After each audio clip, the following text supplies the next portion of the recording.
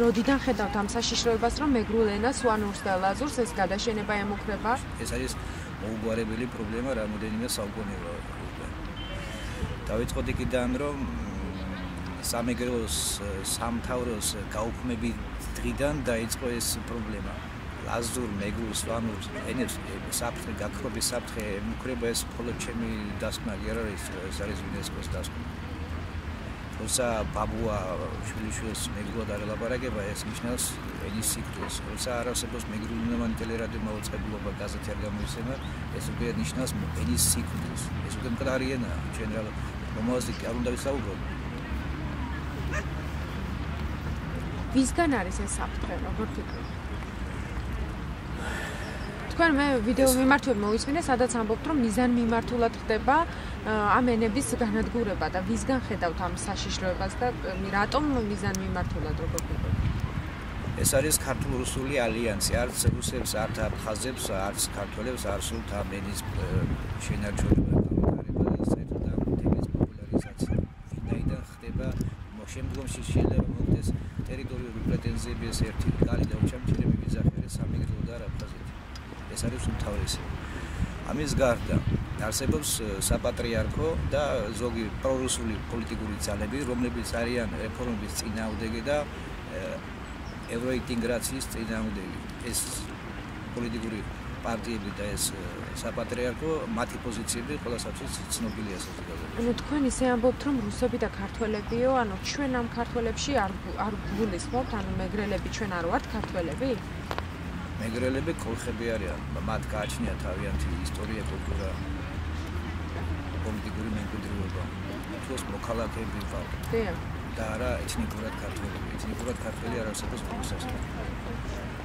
ჩვენ ეროვნებით ვართ ქართველი. ანუ პოლიტიკური სტატუსია, ჩვენი პოლიტიკური მდგომარეობა არის ქართველობა და არა ეთნიკური წარმოშობა. მე ვითხოვ რეგიონალური ენის სტატუსის მინიჭება.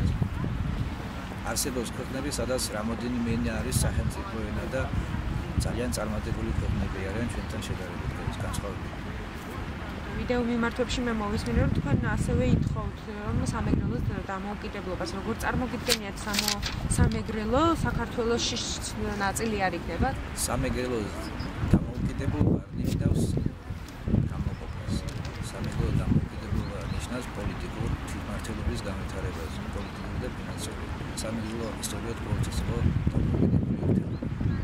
1867 წლამდე, როდესაც რუსებმა გაუქმეს ეს. ანუ ეხლა ჩემი არის პოზიცია არის პრორუსული თუ ამის მიწიდან ისტორიულად სამეგრელო ყოველთვის იყო პოლიტიკურად დამოუკიდებელი ერთად. რატო ითხოვთ, რასაც ხედავთ ამის აუცილებლობას, რომ სამეგრელო იყოს ესე ქართველი ერთეულობა?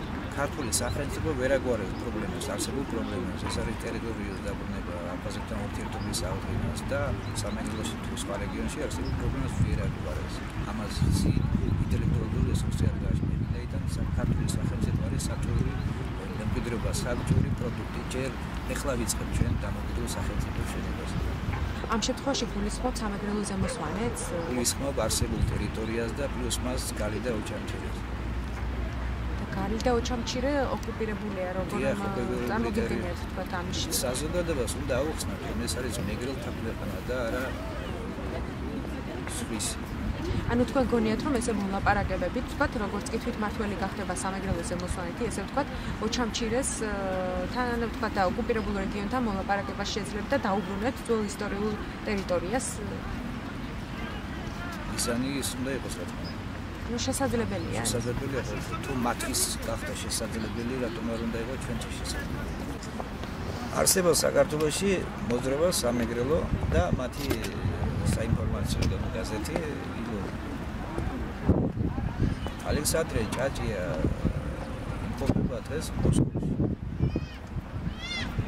ამ ორგანიზაციაში ძირითადად გაწევრიანებული არიან იგორ გიორგაძის რეგიონებით არსებობს ძალები, ფინანსდებიან რუსეთიდან და მათი მიზანი არის თუ ჩვენ გადავხედავთ ამ გაზეთს, ანუ საინფორმაციო მას პროპაგანდას, ის თითქოს და ის არის ესეთი შენიღებული, ეს არის ოსტატურად გაკეთებული ესეთი ნაღმი, თითქოს და ჩვენ ქართველები ვართ, თითქოს და ნუ მეგრული ენა ეს ქართული ენა რაღაც მისაღები ფორმა არის მოძებნილი, მაგრამ სინამდვილეში რა ხდება? სინამდვილეში ხდება ანტისახელმწიფოებრივი იდეოლოგიის პროპაგანდა. ანუ ანტიდასავლური კურსის, ანუ ხდება დასავლური ორიენტაციის დისკრედიტაცია. და შევისწავლოთ ეს საკითხები და მაშინ გახდება გასაგები რატომ და ვინ მეუწეს მე. აქ არსებობს პოლიტიკური ძალები, რომლებიც ცდილობენ ამ თემით манипуляციას. ანუ მეგრელებს თან რაღაცა მიმდინარეობს მუშაობა, რამოდენიმე ადამიანს დაეხმარებიან წიგნის გამოცემაში და ასეთი რა. ძალიან დიდი ბირთვი, რომელიც იმართვდა რუსეთიდან, მაგრამ ისინი არ ჩანან. რა სარგებელი უნდა მიიღოს ამ დროს რუსეთის ამითი ეს მეგრულ-ქართული დაპირისპირება.